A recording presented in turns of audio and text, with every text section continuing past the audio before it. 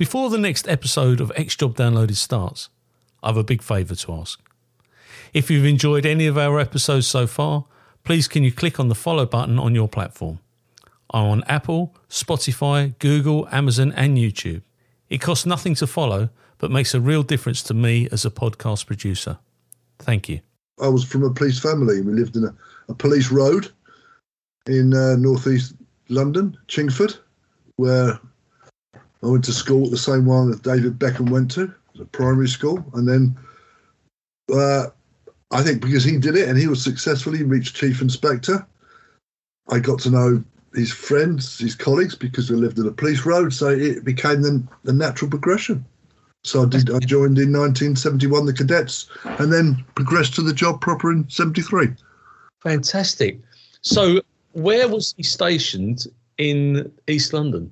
My dad, oh God, a lot of places: Arbour Square, Limehouse, Walthamstow, Hackney. He did G and H and J. You're ex-Met. You're Essex, aren't you? I'm ex-Essex, but Here's the thing: my dad's uncle was a Metropolitan Police officer. Joined in '36. Mm-hmm.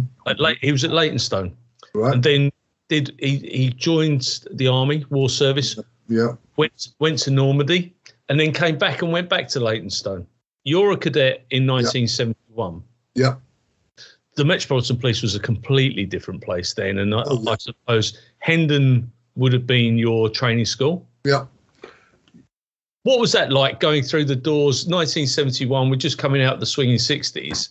Yeah. What was that like as a kid going to Hendon? My dad didn't tell me a lot about it. He didn't say you got to join the police, nor did he put me off joining the police. He let me make my mind up on that. And when I went in there, I thought, what the hell have I done? Because I can remember the first night, after the parents dropped me off on a Sunday and then we'll say goodbye. And most of us were southern-based kids.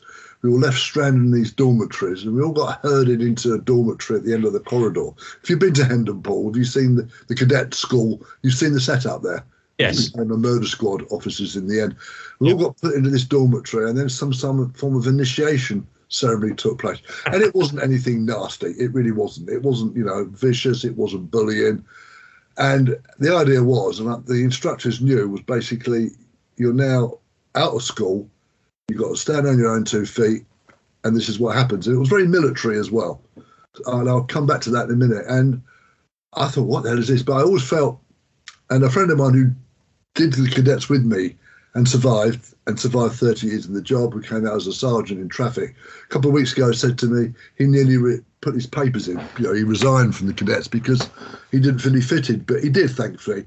I was fortunate. My dad was a chief inspector. I was local. And I didn't think I was completely dim, although some were a lot cleverer than me there because I didn't have many O-levels then. Still now I haven't. And also I could play football a bit. And I think if you're good at a sport, going to any organisation such as that, it's a great